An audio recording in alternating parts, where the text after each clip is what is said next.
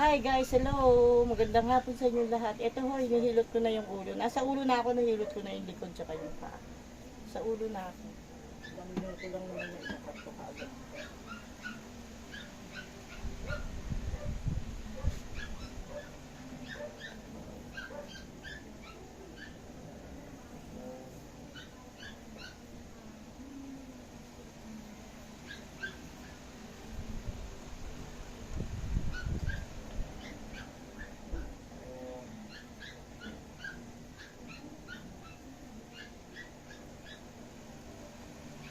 Ganito ang paghihilot ng ulo mga guys. Sabi nila hindi hinihilot ang bato. Pinihilot po to guys, ang bato.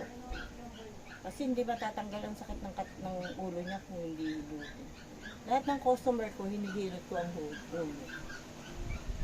Okay guys, nakita nyo na. Bye bye! Like, follow, and share.